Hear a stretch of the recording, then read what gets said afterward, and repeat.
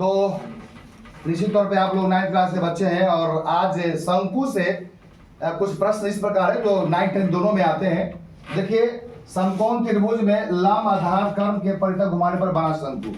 जब हम लंब पर घुमाएंगे तो शंकु कैसे बनेगा और कौन उसमें ऊंचाई होगा, कौन आधार होगा और कौन तीसरी ऊंचाई होगा, तीनों पर बारी बारी से आपके सामने पेश किया जाएगा। और हमारे कोचिंग का बहुत ही अच्छा स्टूडेंट, टैलेंटवान कह सकते हैं, बहुत तेज स्टूडेंट है, आएगा आपके बीच और एक्सपेरिमेंट करके बताएंगे कि जब ये देख रहे हैं समकोण त्रिभुज है, जब इसके परिगत घुमाया जाए, इसके परिगत घुमाया जाए या कर्ण के परिगत घुमाया जाए तो शंकु कैसा बनेगा और कौन आधार बनेगा, मन कौन त्रिज्या बनेगा, कौन ऊंचाई बनेगा और कौन तीसरी ऊंचाई बनेगा, वो देखेंगे।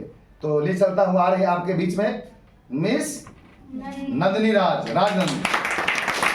ये आपके सामने नंदिनी आ गई है। नंदिनी जी, ये समकोण त्रिभुज है और देखिए क्वेश्चन है कि लंब आधार और कर्ण के परिगत अगर घुमाया जाए तो शंकु कैसे शंकु बन जाएगा और कौन ऊंचाई बन जाएगा, कौन त्रिज्या बन जाएगा, कौन कर्ण जो तीसरी ऊंचाई बन जाएगा, बताइए एक्सपेरिमेंट के द्वारा। ताली बार इनके लिए।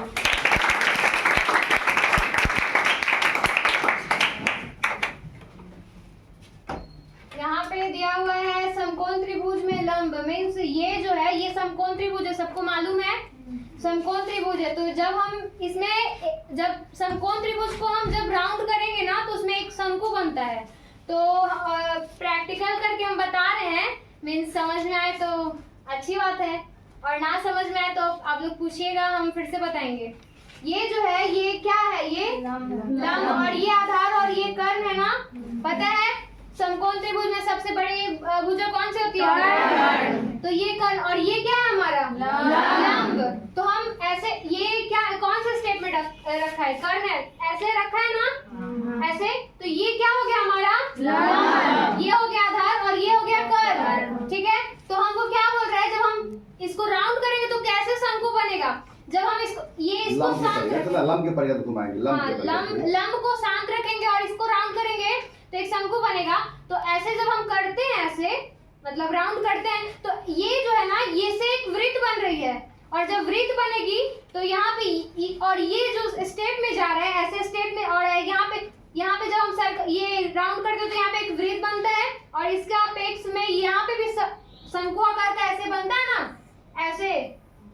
ये हमारा लंब था और हम इसको जब राउंड किए तो ऐसे बनेगा ना, ऐसे बन रहा है। मीन्स यहाँ पे गोला ऐसे हो रहा है, ये गोला मीन्स गोल हो रहा है वृत्त, और ऊपर से जो ये त्रिभुज आकार का बनेगा वो तो एक कब, और ये क्या हो जाएगा, ये तिर्यक ऊंचाई, ये तिर्यक ऊंचाई हो जाएगा ये। और जो बीच में हमारा क्या रहेगा, ये वाला जब हम ऐसे लगते हैं ना स्टार्ट, तो ये हमारा ऊंचाई हो जाएगा और ये जो है ये वृत्त हो जाएगा। तो शंकु का शेप आ गया ना। त्रिज्या बताइए।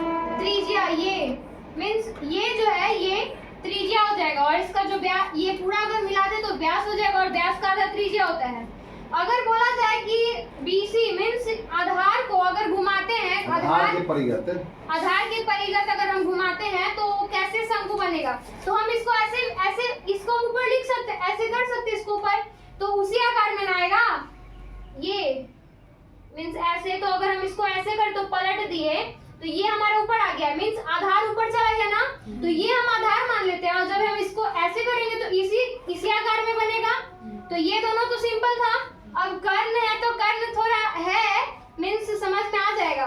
तो जब हम क्या बोल रहे हैं, कर्ण के परिगत मीन्स चारों तरफ घूमेगा, यानी कर्ण को स्थिर रखना है। हाँ, कर्ण को स्थिर रखेंगे और चारों तरफ घुमाएंगे तो हमारा शंकु बनेगा। तो कैसा बनेगा, तो जब हम देखिए ये है ना, तो ये कर्ण मीन्स ये जो सबसे बड़ी भुजा आप लोगों को दिख रहा है, तो सबसे बड़ी भुजा कर्ण है। जब हम इसको राउंड करेंगे तो ये तो ऐसे रहेगा ना, ये कर्ण है तो सबसे बड़ी भुजा हो गया, ये हो गया। और जब हम ऐसे राउंड करेंगे तो ये ऐसे हो जाएगा, एक यहाँ से यहाँ तक मीन्स यहाँ से यहाँ तक का, और फिर ये तो ये बच गया, तो ये हो गया, ठीक। और जब हम राउंड करेंगे तो बीच से जो ये है ये तो एक वृत्त बना रहा है ना, तो मीन्स ऐसे वृत्त बनेगा, यानी कि ये एक शंकु, ये इधर से एक शंकु हो गया और एक इधर से शंकु हो गया।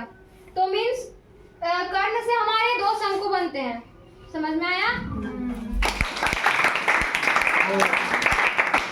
नंदिनी कुमारी बहुत अच्छा ढंग से कागज पेपर से आपको एक्सपेरिमेंट करके बता दिया कि किस तरह से कर्व से घुमाएंगे, विशेष करके कर्व नहीं होता। अच्छा, इसमें और जो ऊंचाई, अगर मान के लंब के परिगत किसका परिगत कहेगा तो ऊंचाई कौन हो जाएगा? आधार मतलब जिसके परिगत घुमाया जाए वह ऊंचाई बन जाएगा। क्लियर है? अगर कर्व के परिगत घुमाया तो इसको इसे घुमाया गया तो ये रहेगा। अगर ये ऐसे हो गया तो ये ऊंचाई हो गया, ये हो गया, और ये क्या हो गया? तिर्यक ऊंचाई। और ये जो है ये वृत्त, और इसके जो बीच में आएगा वो त्रिज्या हो जाएगा, और जो पूरा होगा तो वो व्यास होगा।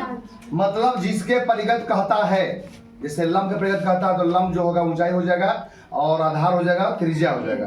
अगर आधार के परिगत कहता है तो आधार ऊंचाई हो जाएगा, और जो लंब था वह त्रिज्या हो जाएगा, है ना, नीचे वाला हो जाएगा। और उसके बाद क्या हो जाएगा? फिर जो तिरछी ऊंचाई रहेगा। लेकिन अगर तिरछी ऊंचाई मतलब कर्व के परिगत घुमाया जाए तो वही हो जाएगा। देखो यहाँ पे ये बना के ऊंचाई हो जाएगा। तो इसके आधार पे आप लोगों को क्वेश्चन बनाने होंगे। कोई दिक्कत है क्या? नंदिनी जी, आपने यहाँ पर आए और बहुत अच्छे ढंग से एक्सपेरिमेंट किया। इसके लिए हमारे विद्यार्थी को से एक बार जोरदार ताली हो जाए।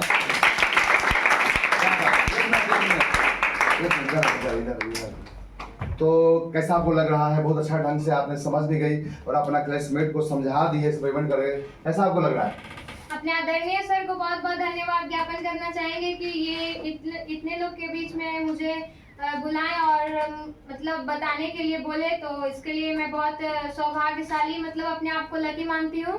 और जो रही बात समझाने की, तो हम तो समझे नहीं थे, लेकिन जब सर यहाँ पे जैसे ही बनाना स्टार्ट किया तो हमारे मन में आया ऐसा कि हम पेज से भी ऐसा बना सकते हैं। मीन्स जब हम लोग 8 में थे तो हमारी जो मैम थी वो हम लोग से क्राफ्ट वगैरह करवाती थी, तो उनको पता था कि इस टाइप में होता है समकोण। तो जब हम पेज से किए, तो जब हम खुद में फिर मन में ही ट्राई किए, तो हमको लगा कि शायद ऐसा हो सकता है, इसमें समझ जाएंगे, इसलिए ट्राई किया। Thank you.